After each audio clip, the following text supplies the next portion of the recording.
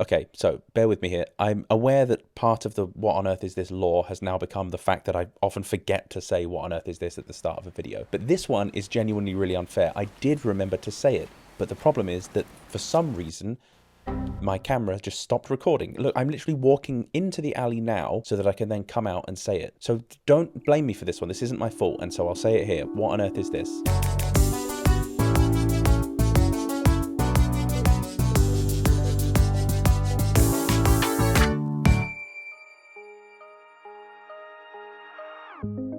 You join me today in the city, town, urban type development of Reutlingen, down in the southern German region of Baden-Württemberg, right the way down here next to Bavaria and Switzerland and France. Reutlingen is just south of Stuttgart, and it's a very pleasant little place with a nice high street and nice shops, and it's just, yeah, it's got generally quite a nice vibe.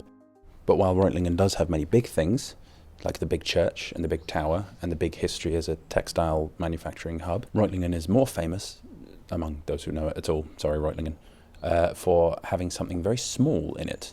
And that's not just because I'm here. This is Spreuerhofstrasse, which translates as Spreuer meaning like chaff, like the leftover casing from grain, Hof meaning yard, and Strasse meaning street. So it's the chaff yard street. Why did I write that into the script? That's not relevant at all. Sorry.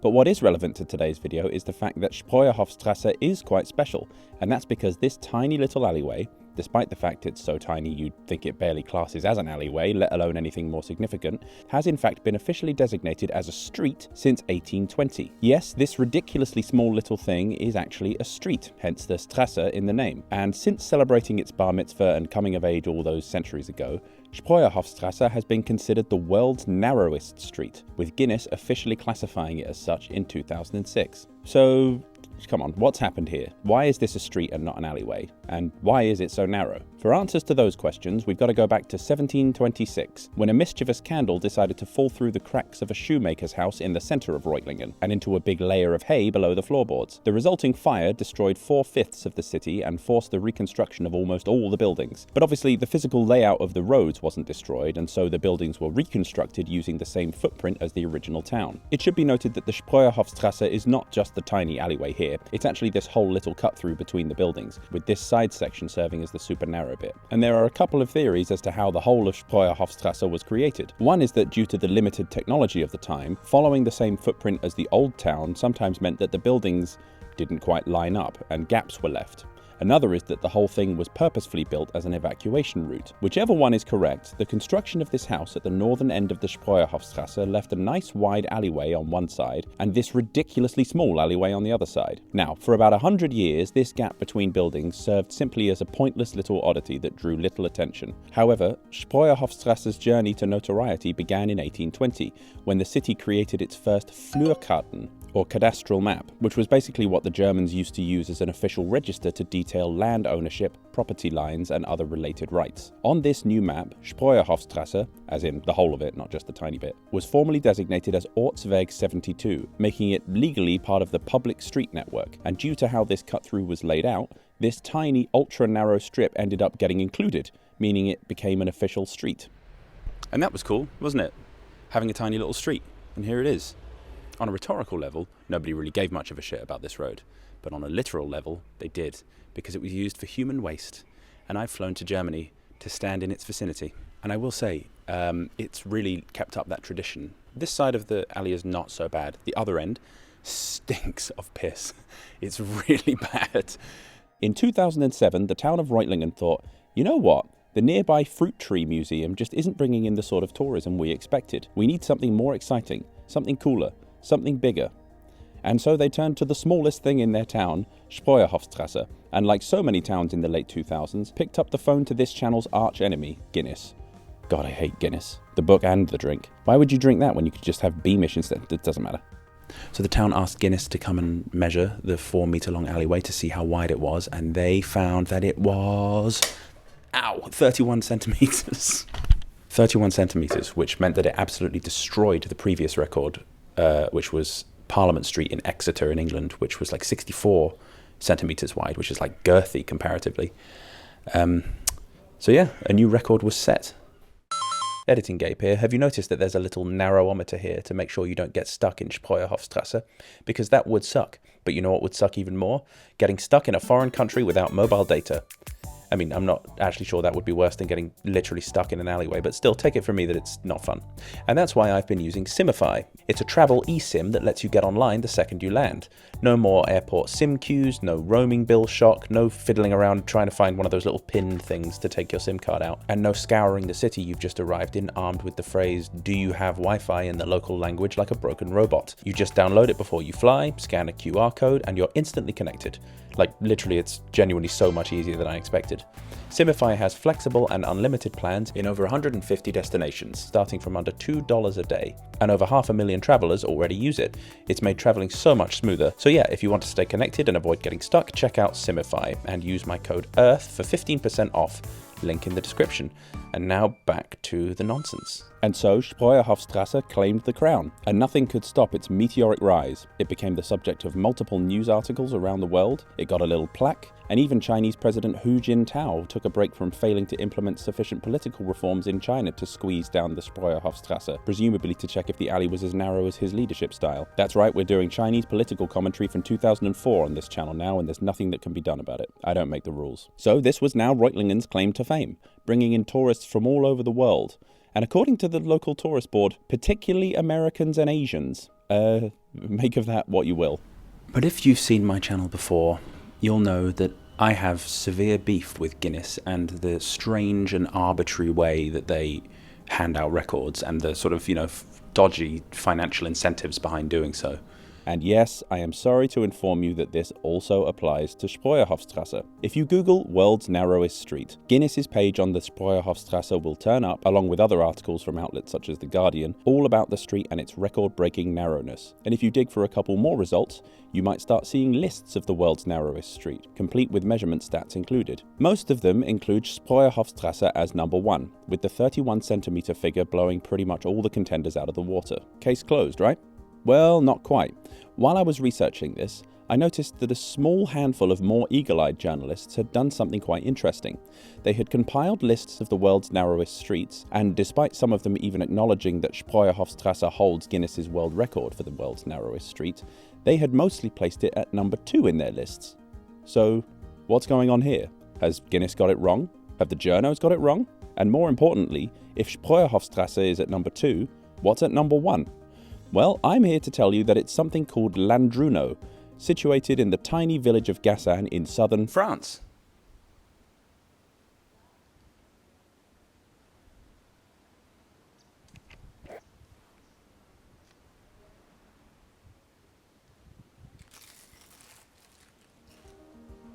This is Gassan, down here in the very far south of France, literally just 7 kilometers from Saint-Tropez. So it's very picturesque, very pretty, and feels quite affluent. It's only got a population of about 2,500 people, but to some people, particularly those who ignore the Guinness propaganda, it's a village worth checking out because it's the home of Landruno, a tiny little gap between two buildings that some claim is the true narrowest street in the world. Let's go have a look and see what it's like, particularly in comparison to the Spreuerhofstrasse.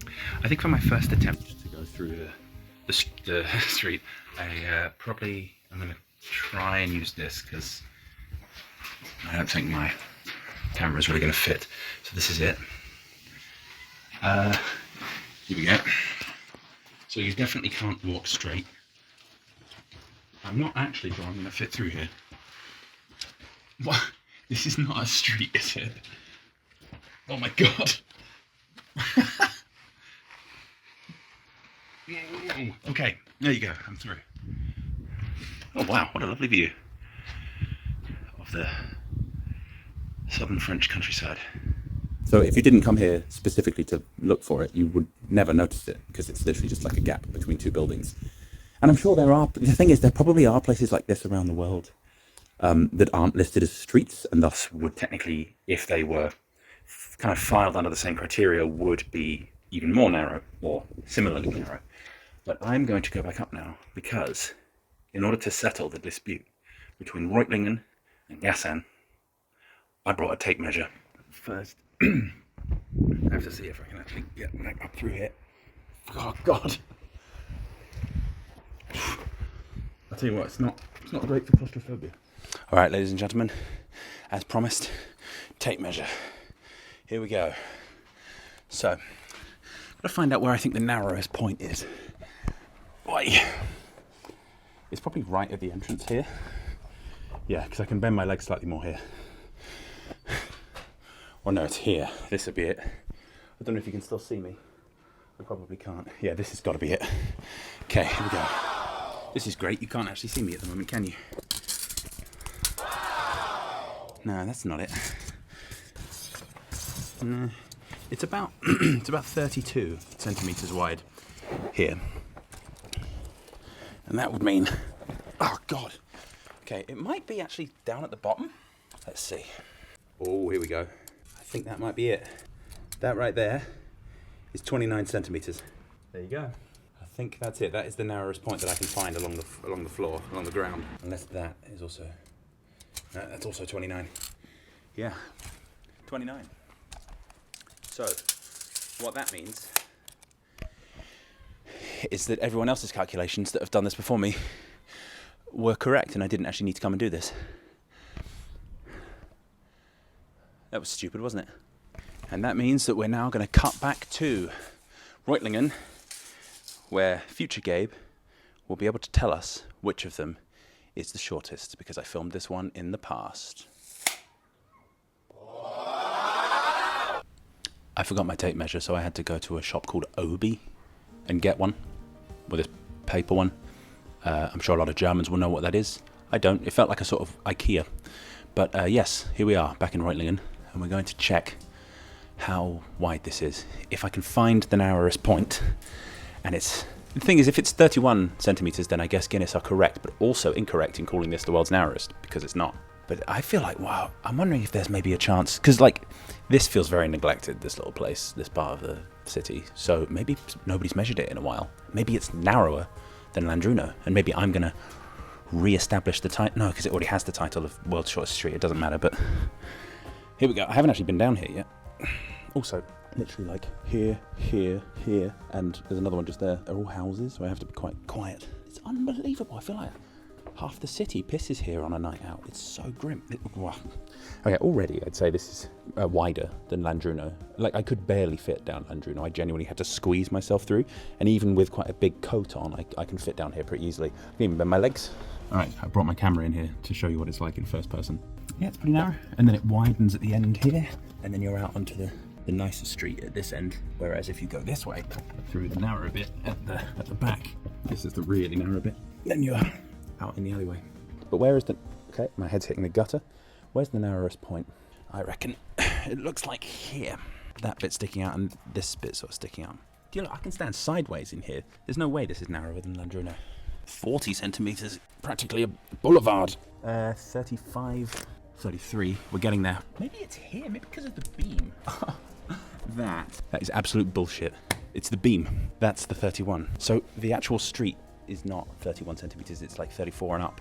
But this beam here, hang on. So yeah, it's not even the street itself, that's all like 34 centimeters and up. It's this little bit of timber that they've added on here, like to the wall, that's 31 centimeters. So that really is bullshit. It's got to be Landruno's record. In fact, now that Gabe Book of World Records is certifying here and now that Landruno in Gassan is the narrowest street in the world, and not this horrendous place. And I really want to get out of here. And there you have it, ladies and gentlemen. Landruno is the narrowest street in the world. I would say there might be another one somewhere else in the world that's even more narrow, but to be honest, it's unlikely that a street could even really get any narrower. Landruno is basically about as small as an alleyway can get before humans can no longer fit through it. The Gassan website insists that National Geographic have recognised their claim, but I couldn't for the life of me find the source on Nat Geo. Maybe it was in a printed edition or something, I have no idea. Out of curiosity, I emailed Gassan's tourist board to ask why they've never had Landruno measured and officially certified as the shortest, and they wrote back, "We have considered getting ourselves recognised officially as the narrowest street in the world by Guinness. The lesser-known side of Guinness is that it is a private company that aims to generate profit,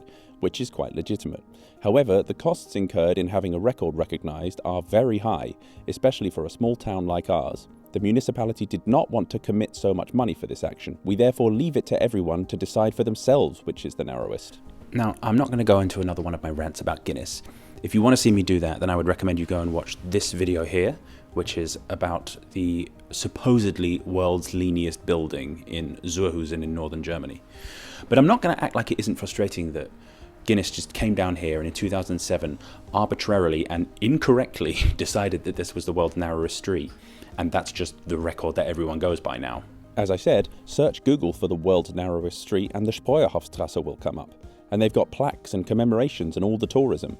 Meanwhile, Landruno is just a hole between two buildings that you'd miss if you blinked, because Guinness charges tens of thousands of euros for record certifications these days, and they didn't when Reutlingen applied to claim the record. Speaking of which, the push to get Spreuerhofstrasse recognised as the narrowest street in the world was spearheaded by Eugen Wendler, then a professor at Reutlingen University. A professor of what, you ask? Well, it was international marketing. That about sums this whole thing up. Well played, Eugen. You win this round.